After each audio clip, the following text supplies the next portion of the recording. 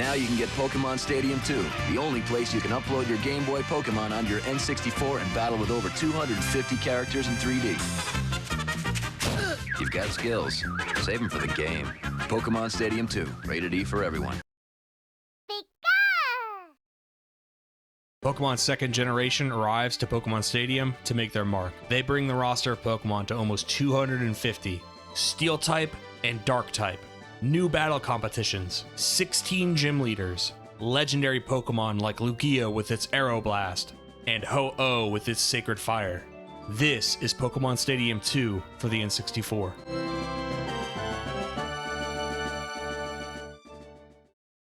Welcome folks, I'm Livvvid. Before we get started, I have a video on the first Pokémon Stadium that you may want to watch prior to watching this. It's not totally necessary, but this video is more of a continuation of the foundations from that video. Kind of like how these two games are.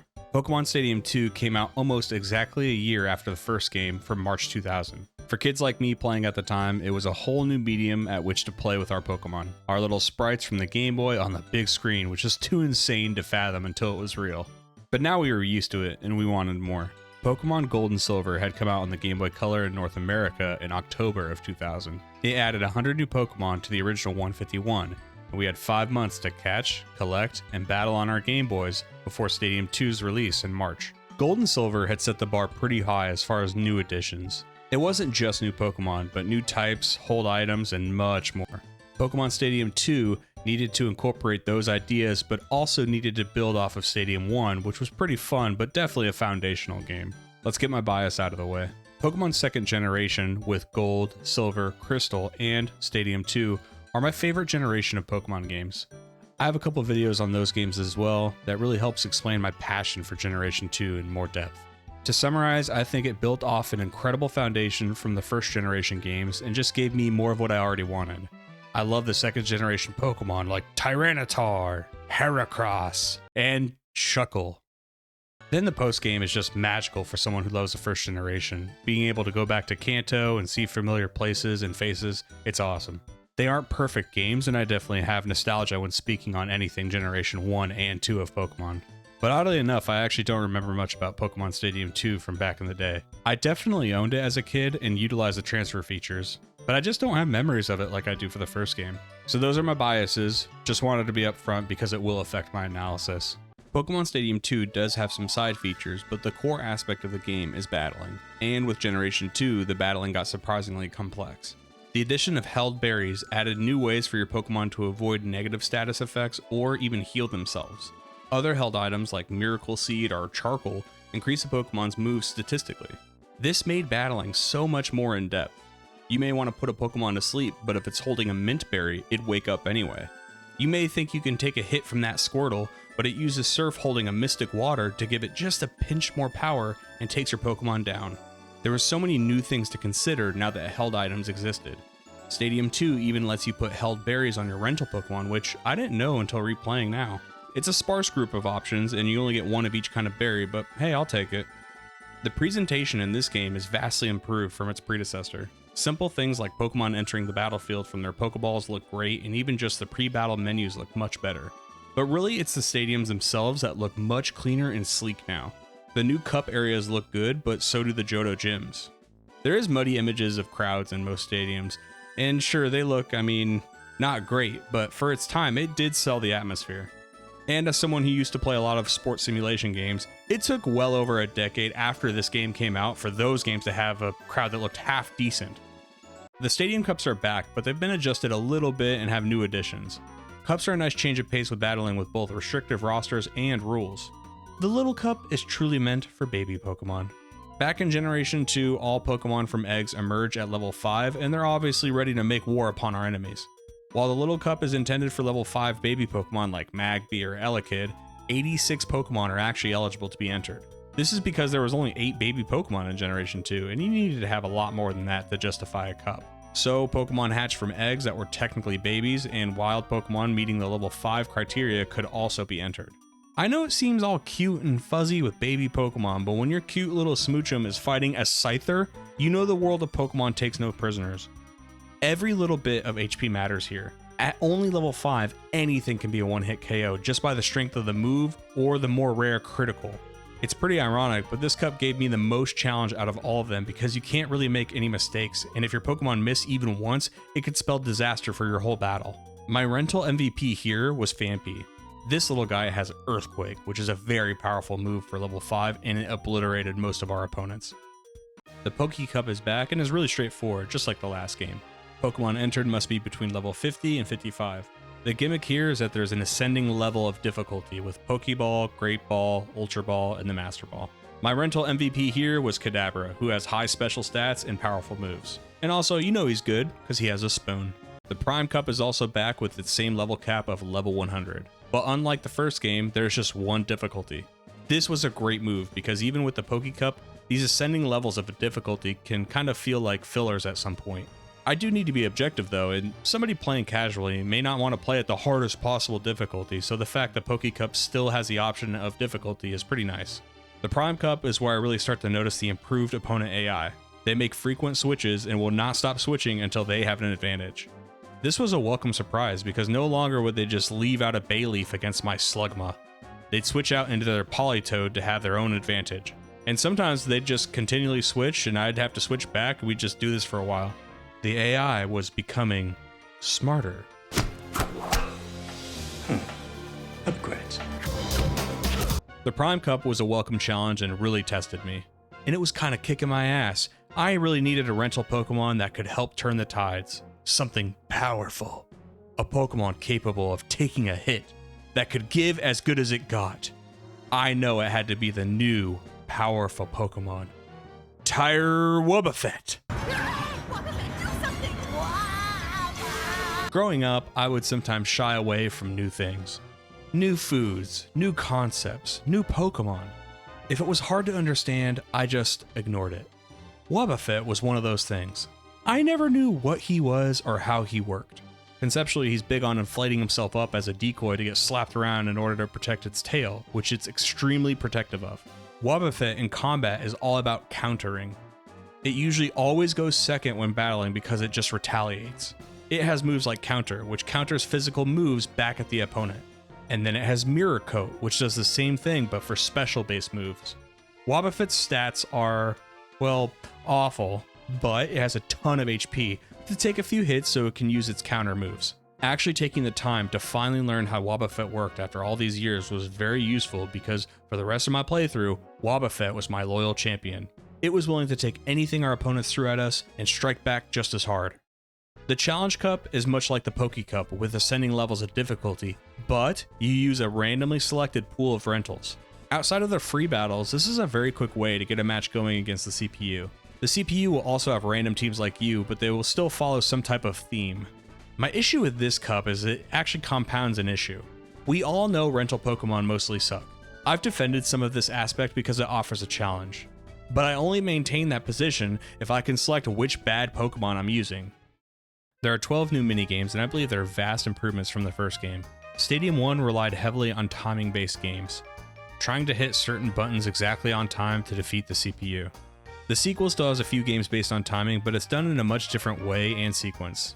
Players fly around the cave collecting hearts sent out by a Jinx, and at the same time, Magnemites are hurling bolts at you, which will make you lose 3 hearts if you're hit. This game is fun because you're juggling so many things at once, like trying to float in certain spots to avoid hazards while also trying to collect the hearts. My strategy was often to hide in a corner and let the CPU Golbats go absolutely batshit over the hearts. Then I would dive in to collect what they dropped. Topsy-Turvy has you playing as a Hitmontop and trying to strike opponents outside of the circular arena. I mean, it's basically Beyblade.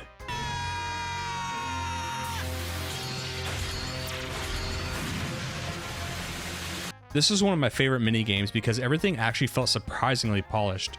You use a move called Rapid Spin to gain extra momentum to knock opponents out of the arena. But if you mistime it, you're left exposed to be hit yourself, or you go flying out of the arena without anyone even touching you. Clear Cut Challenge is a simple one.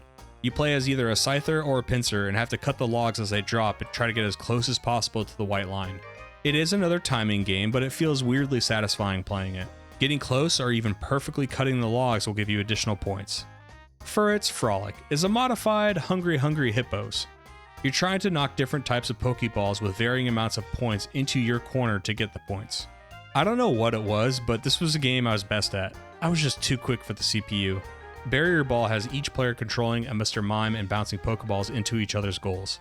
It's like a crazy 4-player Pong with weird physics. The last one to hit the ball is considered the controller, so you're trying to fling the Pokeball into someone else's goal and be the last one to touch it so you get the points. But the ball has an almost magnetic behavior where it's constantly curling left or right, so you have to try and anticipate where you're trying to aim, but also where you're going to be blocking. I really enjoyed playing this one too. Pichu's power plant was alright. You're just rapidly pressing a button and direction, not much to say here.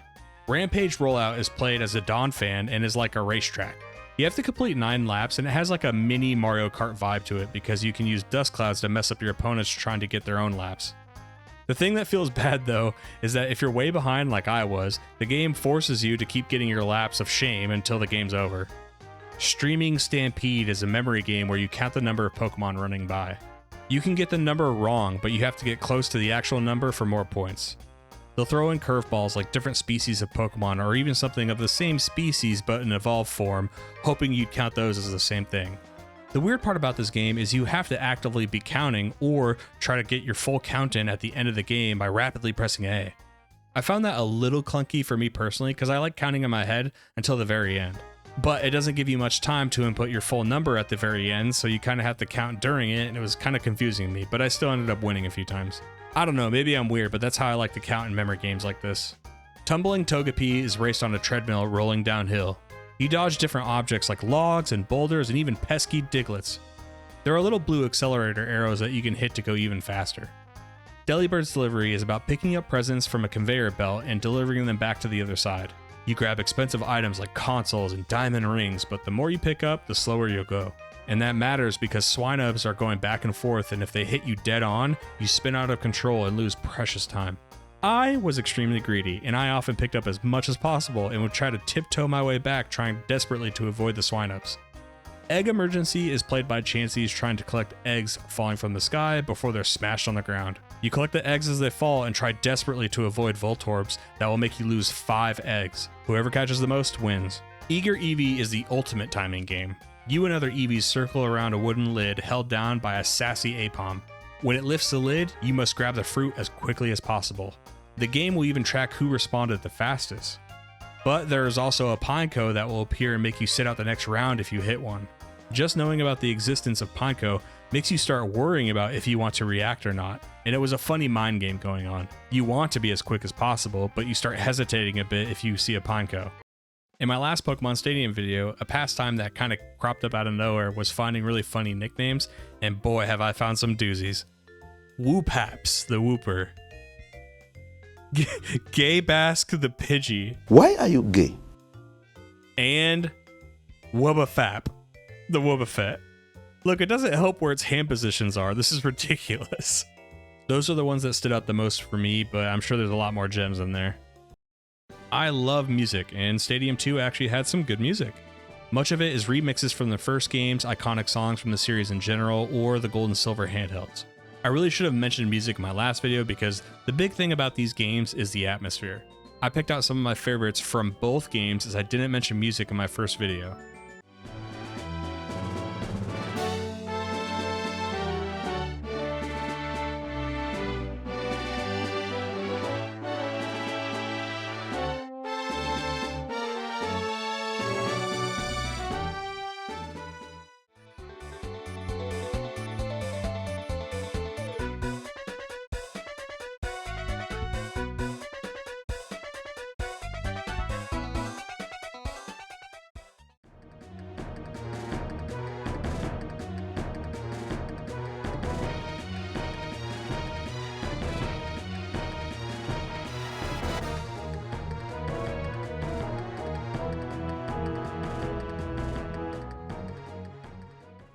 The music is definitely good and varied, giving you plenty of music to jam to while battling. The Gym Leader Castle is back, and this time it's occupied by the Johto Gym Leaders. You're trying to collect the 8 gym badges in order to face the Elite Four and then the Champion, which are the toughest trainers in the game. There isn't much here that's different this time around as far as the structure, but the gym designs are beautiful and detailed. Bugsy is a bug trainer and their gym is covered in cobwebs. Then there's Chuck, whose gym is covered in Well, hey, it's detailed in whatever it's trying to go for. As you march your way through collecting the badges in order to get a chance at the Elite Four, you're met with a shocking surprise. Team Rocket interrupts your rise in the ranks to take you down a notch. This is a reference to the handheld games when around this time they would have interrupted your journey and needed to be dealt with before proceeding. This is actually a pretty tough sequence because the general AI for the Gym Leader Castle is good, and they're one of the only sequences with 4 trainers when other gym leaders actually had less. After defeating Team Rocket, you can proceed to the remaining 2 gym leaders, Price and Claire, and we just get to see more great gym designs. Price, being an Ice-type gym leader, has his gym in a literal freezer or something, while Claire's gym looks like it's in the inside of a dragon's mouth with sharp teeth lining the room. What I really love about this is it gives you an opportunity to see these gyms in a great setting that you couldn't really see in the handheld games. Not only do you have a great experience here, but maybe you go back and play the handheld games and you remember these locations. Maybe it's how I play or the Pokemon I was picking, but just like in Stadium 1, the Elite Four actually felt much easier than the gym leaders themselves and could be taken down rather quickly. Once the Elite Four is defeated, it's on to the champion himself, Lance. It's a beautiful starry sky and a massive Charizard statues in the background. But nothing can survive our mascot. The MVP, Wobbuffet, led us to victory once again. Wow, we've become champion of the Johto League. Well, I guess that's it. If you like this video, just like in Pokemon Gold and Silver, after you've become champion of the Johto region, you can go back down memory lane and face the Kanto gym leaders as they are now. Their gyms are nearly identical to exactly how they looked in Pokémon Stadium, but this is where I actually am okay with it because I'm a sucker for nostalgia. I don't mind going back and seeing the old gym designs from the first game. They actually make me appreciate the new designs even more while also paying homage to the old style. You can battle the gym leaders in any sequence you want, which is neat, but I liked going back in the order I did in the original games. Brock, Misty, Lieutenant Surge, and so on. Another thing I like is that you get to just face them immediately. No trainer underlings, just battling straight up. Wow, now that we've collected all 16 badges, it really must be over. Nobody left a challenge. What a great experience that really echoed the things I loved about Pokemon Gold and Silver while also expanding Pokemon Stadium's foundations. If you like this video, and just like Gold and Silver, the trainer from the original games, Trainer Red, is here to fight. He's off in a secret cavern you could hardly see while battling the Kanto gym leaders. He's meant to be the most powerful trainer of all time, until you, of course. The battle is tough. His Pokemon are good and have sensible held items. What I don't really love is he only has 2 Generation 1 Pokemon on his team. In Gold and Silver, almost his entire team is from Generation 1, and if you played Pokemon Yellow, you could basically have created his same team in that playthrough, so it makes a lot of sense. But here, he has mostly Gen 2 Pokemon, and I don't know, it felt kind of weird. I'm sure you could headcanon that he started another journey with new Pokemon or something, I don't know. After collecting the cups and defeating Red, you unlock the Rival Battle. And this one is ridiculous. The Rival is the same one from Gold and Silver. He's a little thief. In fact, he has Ho-Oh, Lugia, and Mewtwo. All Pokemon that aren't immediately available in the Pokemon rental pool because he probably stole them. This fight is naturally ridiculous. These Pokemon have amazing stats. They're legendary after all. But just do like you did before. Wobbuffet! Our boy was there again. After you've defeated the Rival, the game is over and unlocks round 2 of the game, which is basically all the things you just did but on hard mode. And then the legendary Pokemon Lugia, Ho-Oh, and Mewtwo are unlocked in the rental pool as well. Pokemon Stadium 2 was awesome. I think it's the definitive Stadium game. The mini games, the presentation, roster size, battle variations are all better. If you want that pure Generation 1 experience, I think Pokemon Stadium 1 is still fine, but if you wanted to have a more fleshed out version, this is that game. That's all I've got for Pokemon Stadium 2. Thank you for making it this far. If you like this video, please like, comment, and subscribe. It really helps me out a lot, and I can't wait to bring you guys more content. Thank you to my YouTube channel members, patrons, and Twitch subscribers.